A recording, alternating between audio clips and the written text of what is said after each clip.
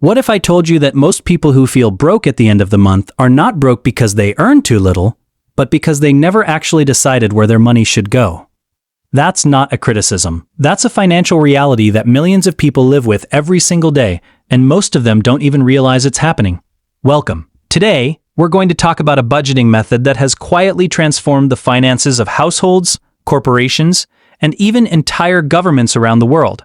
It's called zero-based budgeting. And by the time this video ends, you're going to understand not just what it is, but why it works so deeply, and why the way you've been thinking about money might be costing you far more than you realize. Let's begin. Picture this. It's the last Friday of the month. You check your bank account, and the number staring back at you is far smaller than you expected. You didn't buy anything extravagant. You didn't go on a vacation. You didn't make any big purchases. And yet, somehow, the money is gone. You feel confused, maybe a little frustrated, maybe even embarrassed. And the dangerous part? You're not sure where it went. This is one of the most common financial experiences of our time, and it has a name. It's called spending drift, the slow, almost invisible leaking of money in directions you never consciously chose, small subscriptions you forgot about, meals that were just this once, until they became every week, convenience fees, delivery charges, impulse buys that felt harmless individually but added up to hundreds of dollars collectively. None of these things felt like overspending in the moment. That's what makes spending drift so dangerous. Now, here's the deeper problem. Most people respond to this feeling by making a rough mental note to spend less next month. And for the first few days, they do. They're careful, they're conscious. But old habits reassert themselves, and by the second week of the month, things are back to normal. And by the end of the month, same result, same confusion. Why does this keep happening? Because most people use a budgeting style, if you can even call it that, where they simply spend based on what they earned last month, adjusted loosely for whether things felt too tight or too relaxed. There's no real structure. There's no intentional decision-making. Money flows in and money flows out, and the space in between is left almost entirely to chance and habit. This is the environment that zero-based budgeting was designed to fix. Not by restricting your life, not by making money management painful, but by making every single financial decision intentional. Zero-based budgeting is a financial planning method in which every dollar of your income must be assigned a specific job before the month begins, and every expense must be justified from scratch, as if you were building your budget for the very first time. The name itself is revealing. Zero-based refers to the starting point. Instead of looking at what you spent last month and making small adjustments, adding a bit here, cutting a bit there, you start from zero. Every expense category, whether it's rent, groceries, transportation, entertainment, savings, or debt repayment, must earn its place in the budget. Nothing is automatically carried forward. Nothing is assumed to be necessary just because it was there before.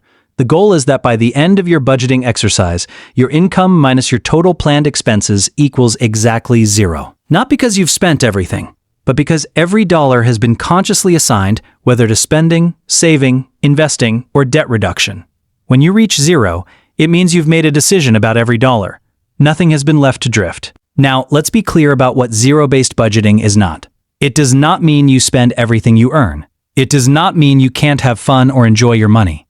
And it does not mean you have to track every single transaction with obsessive precision throughout the month. What it means is that before the month begins, you sit down and deliberately decide, this dollar goes here, that dollar goes there. And that conscious decision-making process is what changes everything.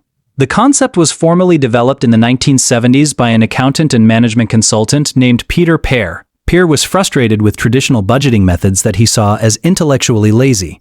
In most organizations, and in most households, the previous year's budget becomes the default for the next year. People just adjust the numbers slightly based on whether they're feeling tighter or looser. Pear believed this approach was fundamentally flawed because it never forced anyone to question whether those original expenses were justified in the first place. So he introduced a radical alternative. Start every budgeting cycle from a zero base. Challenge every expense. Justify every allocation. Prove that every dollar you plan to spend is actually serving a purpose that aligns with your real priorities and goals. When you do this, something remarkable happens. You stop funding your past, and you start funding your future. To truly understand why zero-based budgeting works, we need to talk about something that rarely comes up in personal finance discussions: the psychology behind how we actually make spending decisions. Here's the truth. Human beings are not naturally good at managing money. Not because we're irresponsible, but because our brains were not designed for modern financial complexity. We evolved to respond to immediate, tangible rewards. A warm meal, a comfortable shelter, a sense of safety right now. The concept of deferring pleasure today to build wealth over the next 20 years is biologically unnatural. Our brains are wired to discount the future deeply and overvalue the present. This is why saving feels like sacrifice even when it's objectively beneficial. This is why buying something today feels so much more satisfying than imagining financial security 10 years from now. And this is why most financial discipline strategies fail. They try to fight human psychology rather than work with it. Zero-based budgeting works because it engages a different part of the brain. When you sit down before the month begins and make deliberate decisions about your money, you're not relying on willpower in the moment of temptation. You're making one clear, rational decision up front, and then letting that decision guide your behavior throughout the month. It's the difference between deciding the night before not to eat junk food versus trying to resist cookies while you're standing in the kitchen at midnight. There's another psychological principle at work here, and it's equally important. It's called the endowment effect. Our tendency to overvalue things simply because we already have them. In traditional budgeting, your existing spending categories feel like things you have. Canceling a subscription feels like losing something. Reducing a dining budget feels like deprivation. But in zero-based budgeting, you're starting from scratch. Nothing belongs to you by default. Everything must earn its place. This subtle shift in framing makes it dramatically easier to let go of expenses that don't truly serve you. And then there's the deeper issue of financial identity. Most people don't think of themselves as someone who budgets. Budgeting, in our culture, carries a subtle stigma. It suggests you're struggling, that you're not earning enough, that you're financially constrained. But zero-based budgeting reframes the entire narrative. It's not about restriction. It's about choosing where your money goes, rather than wondering where it went. Let's walk through the practical mechanics of zero-based budgeting, step by step, in a way that makes it immediately actionable. Step 1. Know your income. Before anything else, you need to know exactly how much money you're working with this month. For salaried workers, this is straightforward. It's your take-home pay after taxes. For self-employed individuals or freelancers, use a conservative estimate based on your lowest realistic income month. The goal here is precision. You can't assign jobs to money you haven't accurately counted. Step 2. List every single expense category. This is where zero-based budgeting begins to diverge sharply from traditional approaches. You don't start with last month's categories. You start with a blank page. Think through every area of your life that requires money. Housing, food, transportation, utilities, health, entertainment, personal care, debt payments, savings, emergency fund contributions, gifts, clothing, education, subscriptions, and anything else that applies to your life. Be thorough here. One of the most common budgeting mistakes is forgetting irregular expenses. Things like annual insurance premiums, car registration, holiday gifts, or quarterly subscriptions. In zero-based budgeting, you account for these by dividing the annual cost by 12 and setting aside that amount each month. When the bill arrives, you're prepared. No more financial surprises. Step 3. Assign every dollar. Now comes the core of the process. You assign a specific dollar amount to every expense category. But here's the critical part. As you do this, you ask yourself a question about each category. Is this the right amount? Is this expense actually necessary? Does it align with what I truly value and want to achieve financially? This is where the power of zero-based budgeting reveals itself. When you ask these questions with fresh eyes, you'll notice things you would never see if you were just adjusting last month's numbers. That streaming service you signed up for 8 months ago and haven't used since the first week. It's right there, visible and unjustifiable. The gym membership you're paying for even though you've gone 3 times in 6 months. It stands out. The extra restaurant budget that's actually 3 times what it reasonably should be, now you see it clearly. None of these revelations feel comfortable in the moment, but they're exactly the kind of clarity that zero-based budgeting is designed to create. Step 4. Build your budget to zero. Continue assigning dollars until your income minus your total allocations reaches zero. If you reach zero before you've covered all your needs, something has to be adjusted. Either income must increase or spending must decrease. If you have money left over after covering everything, that remaining amount gets a job too. Perhaps more goes to savings, or to emergency funds, or to accelerating debt repayment. Nothing is left unassigned. Step 5. Monitor and adjust throughout the month. A budget that lives on paper and never gets referenced is not a budget. It's a wish list. Throughout the month, you track your actual spending against your plan. When reality diverges from the plan, And it will, because life is unpredictable, you make conscious adjustments. Maybe an unexpected car repair means your entertainment budget gets temporarily reduced. That's fine. The key is that the adjustment is intentional, not accidental. Step 6. Repeat the process every month. This is where the true transformation happens. Each month, you start fresh. Last month's budget is a reference point, not a default. You ask again, what do I need this month? What has changed? What am I working toward? What am I willing to fund? Over time, this monthly discipline reshapes not just your spending habits, but your entire relationship with money. Let's make this concrete with a realistic example. Imagine someone named Rahul. Rahul earns $4,000 per month after taxes. He's been managing his money the traditional way for years, spending what he needs, trying to save whatever's left, and ending most months feeling like money just disappeared. He decides to try zero-based budgeting. He sits down at the beginning of the month with his $4,000 and a blank page. He lists his categories. Rent, $1,200. Groceries, $300. Utilities, $150. Transportation, $200. Health insurance, $180. Phone, $80. Internet, $60. Subscriptions, he stops here. He lists them out. Music streaming, $10.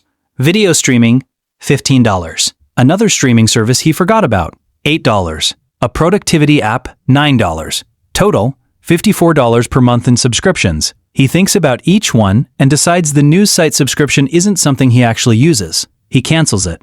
That's $12 back. He continues. Emergency fund contribution, $200. Retirement savings, $300. Student loan payment, $350. Personal care, $50. Clothing, $50. Dining out, he pauses here. Last month he didn't track this at all. He estimates $400. But as he thinks about it, honestly, he realizes $300 is really what he needs, and the rest has been impulse spending. He writes $300. Gifts and miscellaneous, $100. That leaves him with $4,000 minus his allocated amounts. He adds everything up. His total planned spending and saving is $3,833. He has $167 left unassigned. In traditional budgeting, that $167 would drift, maybe to another dinner, maybe to a random online purchase, maybe nowhere in particular. In zero-based budgeting, Rahul decides that $167 goes to his emergency fund. Total, $4,000 equals zero. Every dollar has a job. Now, here's what's remarkable.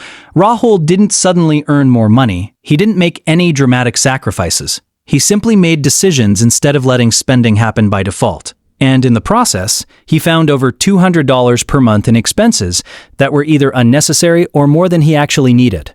$12 from the unused subscription, $100 from the dining budget, the $167 that previously drifted to nowhere. That's over $2,400 per year, redirected to things that actually matter to him. Savings, emergency fund, financial security. Multiply that across 3 years, 5 years, 10 years. With even modest investment returns, that $2,400 annually becomes tens of thousands of dollars, all for making intentional decisions instead of accidental ones. Zero-based budgeting isn't just a personal finance tool. In fact, it originated in the corporate world. And today, some of the largest and most disciplined organizations on the planet use ZBB to drive financial efficiency. In a business context, zero-based budgeting works on the same principle. Instead of each department receiving next year's budget based on last year's allocation, plus or minus a percentage, every department must justify every expense from the ground up. Why do we need this software license? What value does it create? Is there a more cost-effective alternative? Does this expense align with the company's strategic objectives for this year?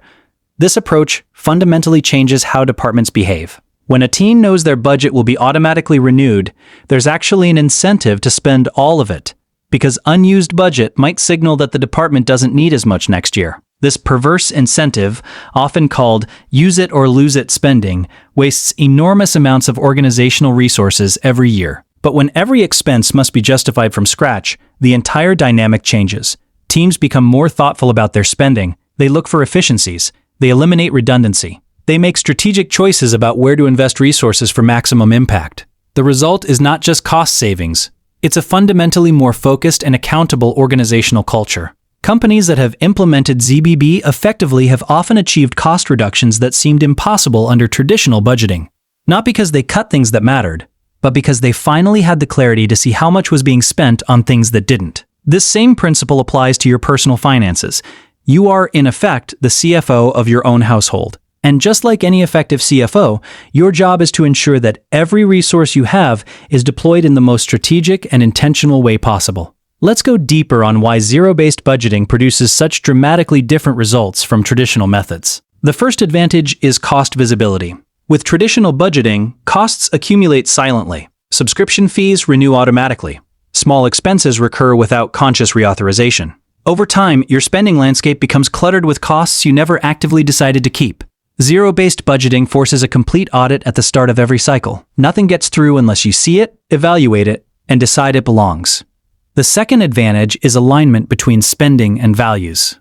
Most people, if asked, could quickly name the things they care most about: family, health, security, experiences, growth. But if you compared their spending to those stated values, you'd often find a significant gap. Money flows to convenience, habit, and impulse rather than to what truly matters. Zero-based budgeting creates an opportunity every month to realign your spending with your actual values. It asks, does this dollar reflect what I say I care about? And when the answer is consistently yes, you start to feel very differently about your financial life. The third advantage is elimination of financial autopilot. Autopilot is comfortable. Autopilot requires no effort, and autopilot is extraordinarily expensive. When you're on financial autopilot, you're letting your past decisions control your present and future. Zero-based budgeting requires you to be the conscious pilot of your own financial journey every single month. That's more effort, yes, but it's also the only way to actually get where you want to go. The fourth advantage is psychological ownership.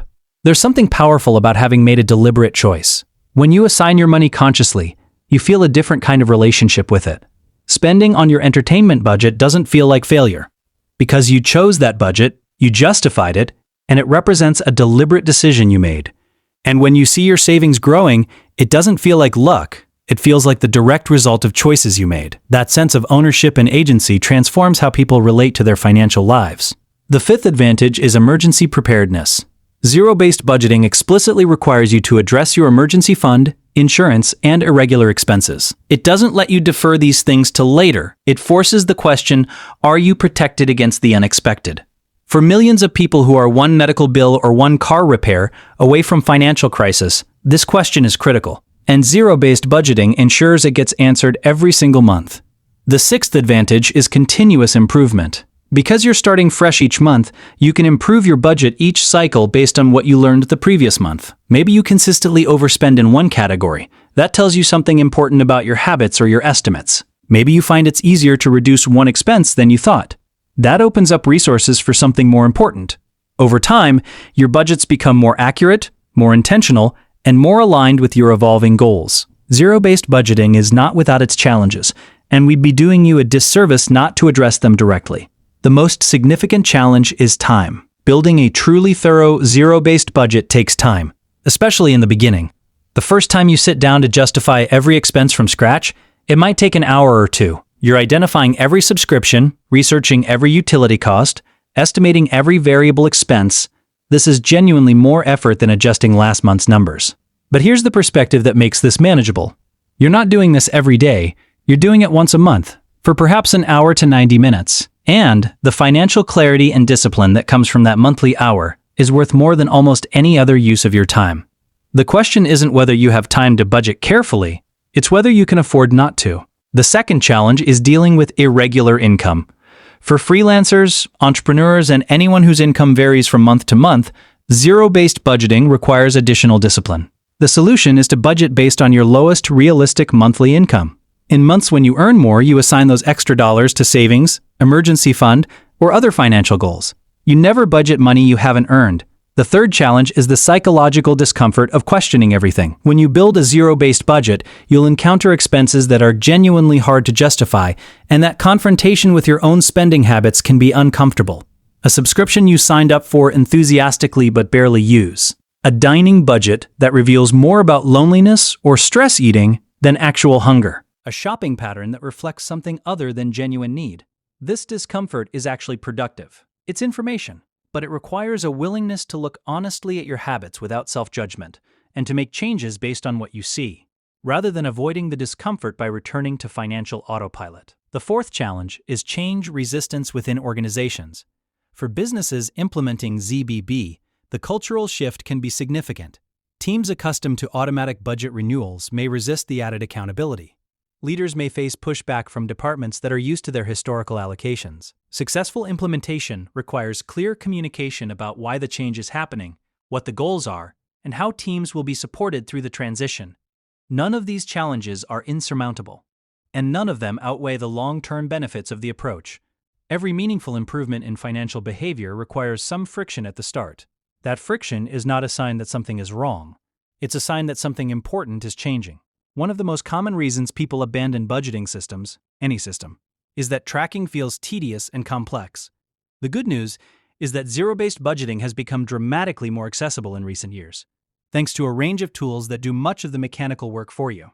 For individuals, the most basic tool is a spreadsheet. Microsoft Excel or Google Sheets can be structured to support a zero-based budget beautifully.